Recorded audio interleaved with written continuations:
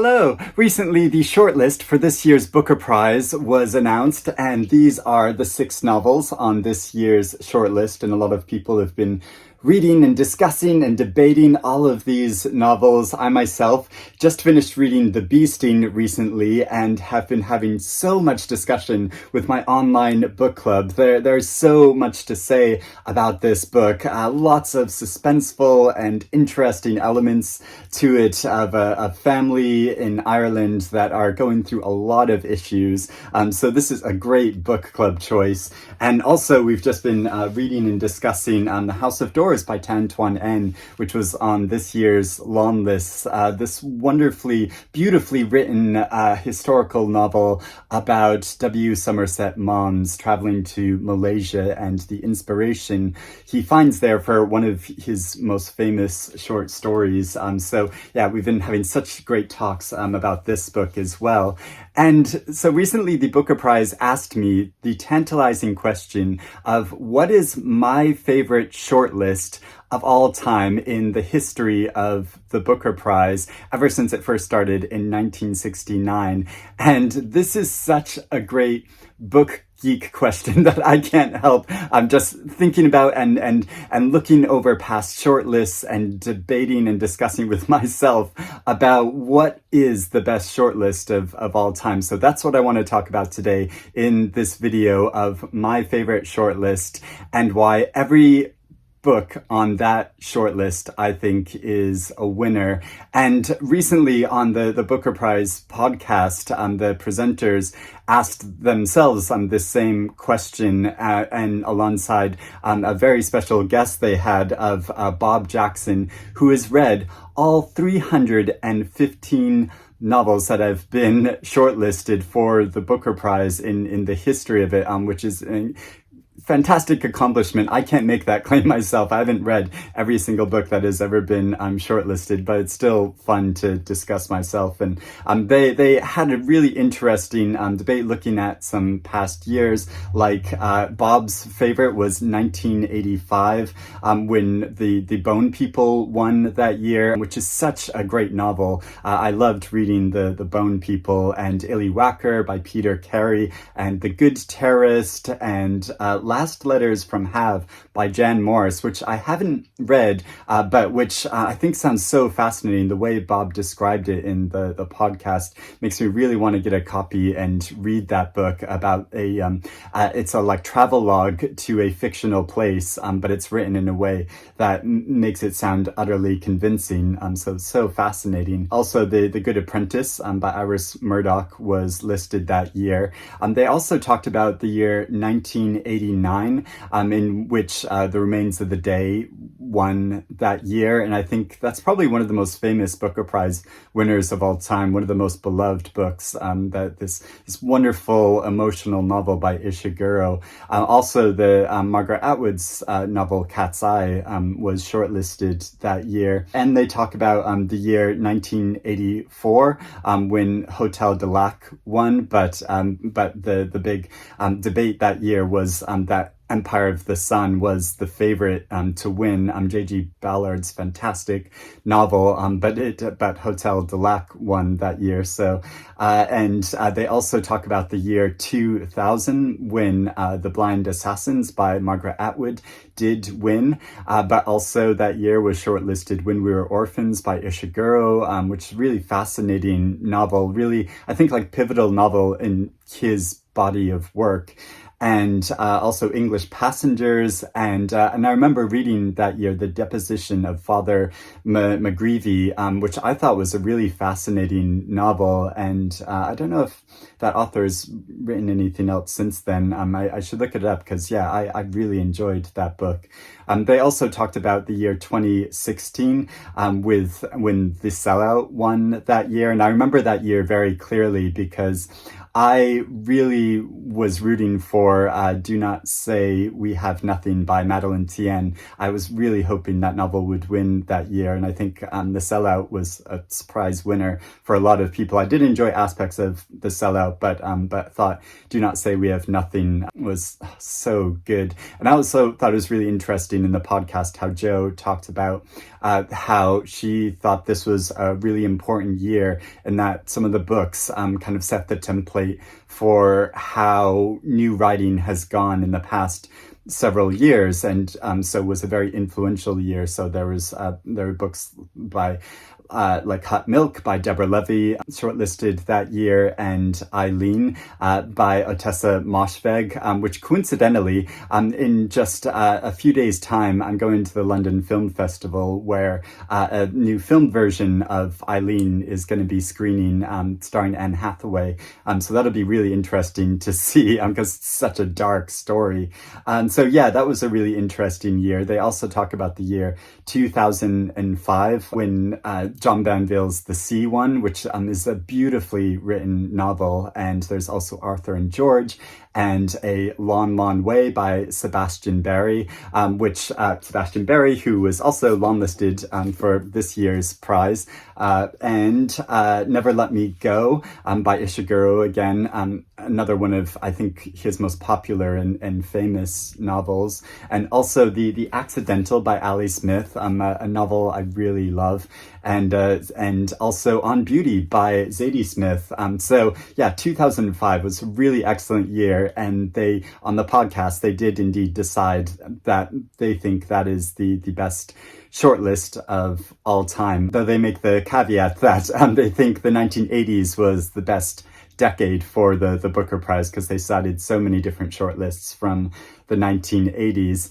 Now, what do I think is the best shortlist of all time? And like I said, I spent a lot of time scrolling through the lists of past shortlists, and it was just such a nostalgia trip for me, because yeah, so the way books bring back memories for you, like not just the contents of the book, but the experience of reading them and the time you were reading them and where you were reading them, and like I said, I haven't read every book from the history of the shortlists of the Booker Prize, but there are a lot of years when I'll have read one or two of the books from the list. So I think one of the highlights of shortlist years for me was 2019. I mean, I know that's very recently, but definitely Ducks Newburyport is one of my favorite books from the past decade. Such a fantastic, sprawling, mesmerizing novel that's also very divisive. People have very strong opinions about it one way or the other, and I loved this book and was hoping it would win. And also that year was so exciting. I was there at the Booker Prize at the ceremony when it was announced that there were two winners that year, and so when that was announced, I was certain that Lucy Ellmann would be one of those authors, but no, the two winners for that year was Margaret Atwood and Bernardine Evaristo, and it was so interesting seeing the shock and surprise in the room. There was lots of chattering about this afterwards, and of course Girl, Woman, Other is gone on to be such a success, and Bernardine Evaristo, such an influential and wonderful figure in the literary world. And of course Margaret Atwood has been a stalwart for ages, for decades, and has written so many great books. I don't know if this is her best novel of all time, and yeah, it was a very contentious decision to make it one of the winners, but there you go.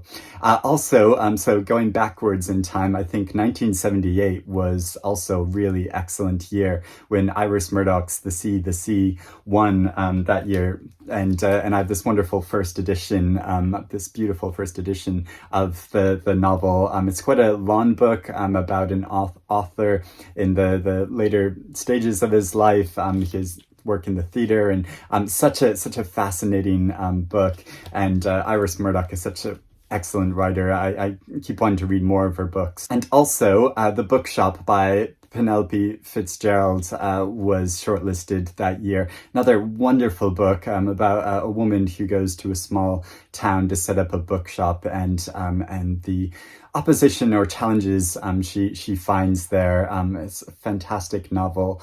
Now, also the year 2011, I think had a great shortlist, and especially the winner of Julian Barnes in The Sense of an Ending, which is a novel my opinion has changed about so much over time. Because when I first read this novel, when it first came out, I didn't. It didn't make much of an impression on me, but then I went and reread this book before the new film version of it came out. This was a few, 3 or 4 years ago when this came out. And when I went to reread this, it made such a big impact on me. I think because I was a bit older and I could appreciate its themes about memory and time a lot better. But yeah, such an amazing novel, so impactful, and the story of a man trying to sort out his personal understanding of the past from actual history, and such a wonderful book. Also that year in 2011, Jamrak's Menagerie came out, which is this wonderful, playful historical novel that I really enjoyed reading. Also Half-Blood Blues by Essia Dugin, who's now chair of this year's Booker Prize judges, and also the novel Pigeon English from that year. I thought was a really fascinating novel, so creative and powerful in its voice. Also the year 2017, I think, had an excellent shortlist, and another book that's one of my favorite books from the past decades, Lincoln in the Bardo by George Saunders, which won that year. I love this book so much. It's such a powerful and wild and creative story, but also deeply emotional. I'm so drawn into the story of grief, of the president grieving, but also the wild spirits in this graveyard which come up and start speaking and having these crazy debates. Such a great novel. I loved it so much. Also that year in 2017, Paul Auster's 4321 came out. Another fascinating, really long novel, but one has such an interesting way of thinking about our destiny in life and our potential paths in life, and how our lives might have diverged in a very different direction if circumstances had been different. I wrote an article on the Booker Prize website recently about big books that are really worth reading, and this was one of them. Also the novel Elmet was fascinating, beautiful, dark story that I thought was so good.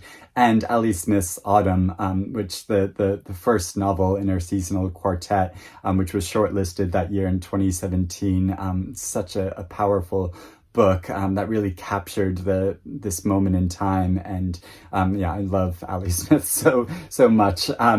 Also the year 2022, I know just last year, it's probably because it's very fresh in my mind and my memory, but I do think it was a real standout year. And like another favorite book recently, The Seven Moons of Mali Almeida, actually won, and I was so happy it did. I was really rooting for it to win, and another novel that is so imaginative and creative and dark and disturbing, and such an interesting way of looking at a nation's history, but also the personal journey of someone who's just died recently, trying to still make sense of the world and put things to rest before he goes off to his next place.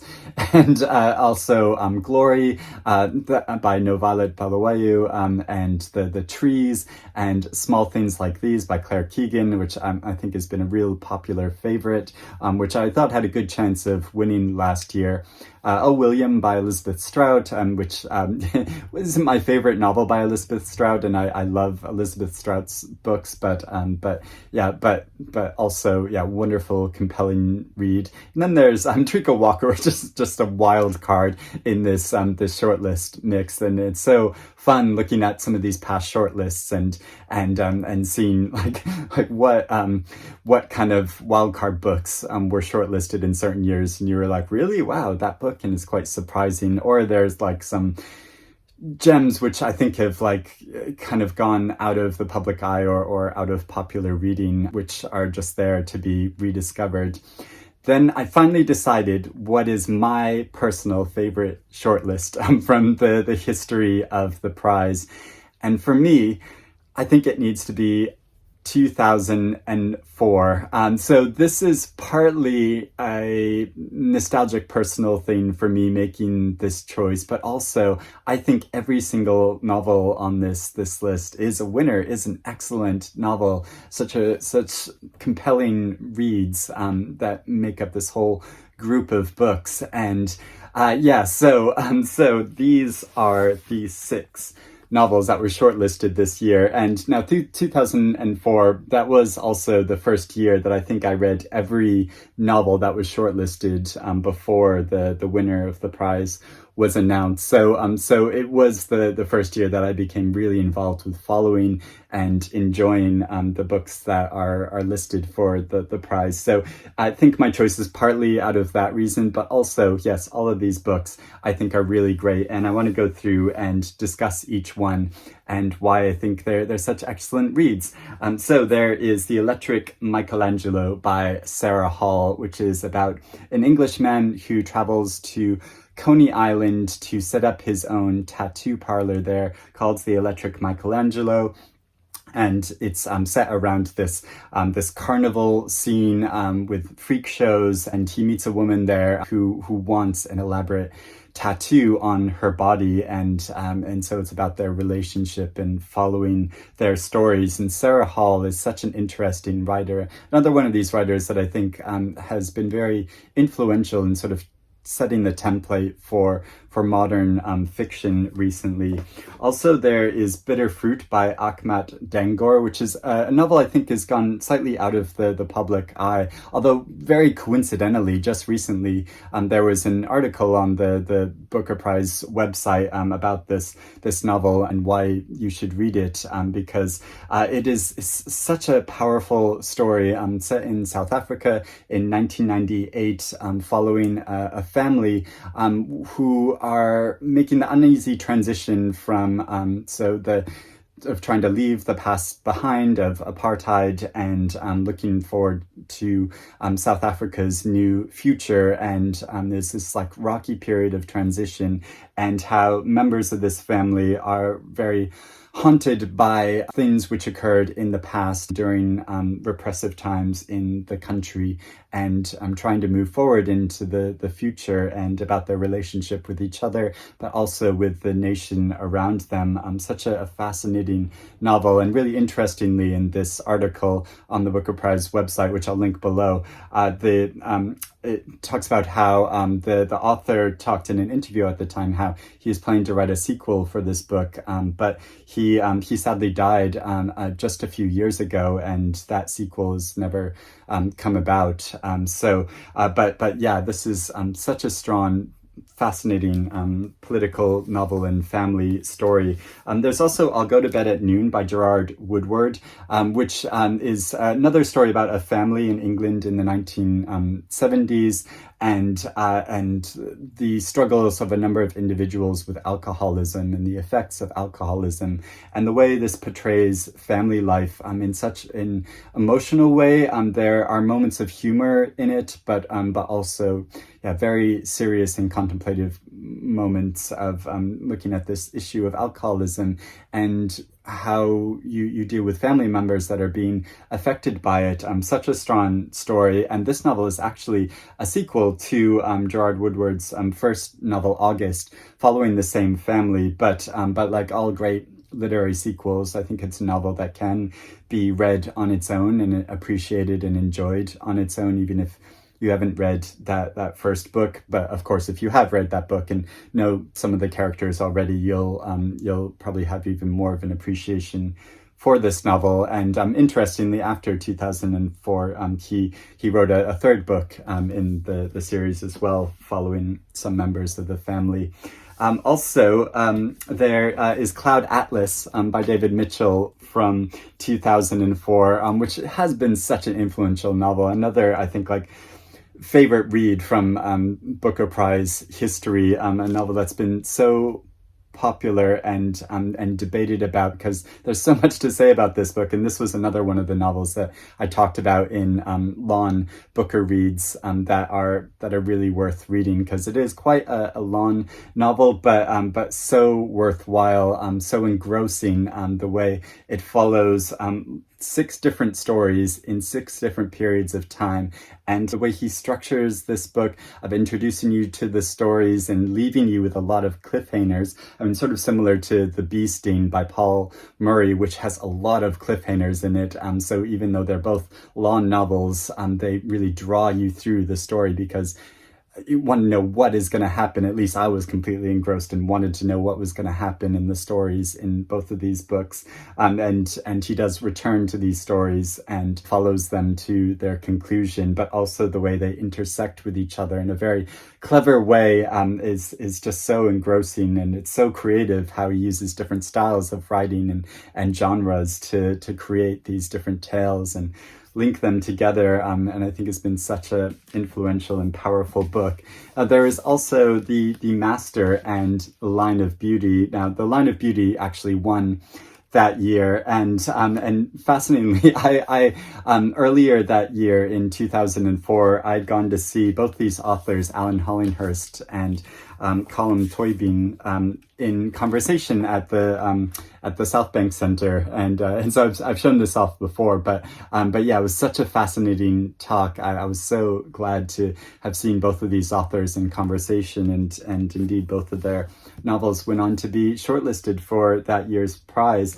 And The Master is such a wonderful story. I think one of my favorite genres of books. I don't know if you could call it a genre or like a subgenre, but novels that are about novelists, and I love those books. So with Tan Tuan En's novel and W. Somerset Maugham, but this novel follows the life of Henry James and looks at his inner life and his repressed sexuality but it's filled with the most gorgeous writing, and the way he evokes his personality and his way of perceiving and interpreting the world, but also his way of moving throughout it is just so beautiful and wonderful. I just love this novel so much. And there is The Line of Beauty, the winner, by Alan Hollinighurst. It's just such a fantastic portrait of England in the 1980s. And actually, I wrote another Booker Prize article for the Booker Prize website for Pride Month this past summer, and talked about this book on that list, because the way it follows this young man named Nick, who's very talented, very charismatic, the way he ingratiates himself to a privileged conservative family and becomes kind of part of the furniture in their household, but following them over this politically tumultuous period, and his own personal interactions and his own growth as a person over time. There's the most wonderful scene where he meets and dances with Margaret Thatcher during a party in this novel, and it's so beautifully written. It's Alan Hollinighurst's way with words is so incredible and so beautiful, and so yeah, I love this novel, and I think as a whole, this group of books is very strong. And so yes, 2004, that is my favorite shortlist of all time in the history of the prize. Now, have you read any or all of these books on this shortlist, and do you agree with me, or do you have your own favorite shortlist from the history of the Booker Prize? Feel free to go through the website and looking through the past lists. It's a really fun, like I said, geeky bookish activity to do for an afternoon, or if you have a spare hour or two to scroll through it. And also on the Booker Prize website, they have a poll going where you can vote for your favorite shortlist of all time. So I'll put links to that below, as well as the podcast episode where they have this really interesting and lively debate about past shortlists. And yeah, it's just a really fun activity to try to debate and find. I think you we could have another debate and try to cobble together a favorite shortlist of all time from books from different years and put them all together to see what you think would be the strongest shortlist of that's combined, but that's a whole other project, and I don't think I'll get into that now because I'll go on for another hour or something about it. But maybe I'll have that debate another time.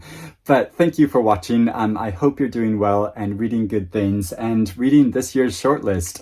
Yeah, it's so interesting continuing reading and discussing all of the 6 books that have been shortlisted for this year's prize. I'd love to hear what you think about the books that have been shortlisted so far and your reaction to them. But yeah, hope you're doing well, and I will speak to you again soon. Bye-bye.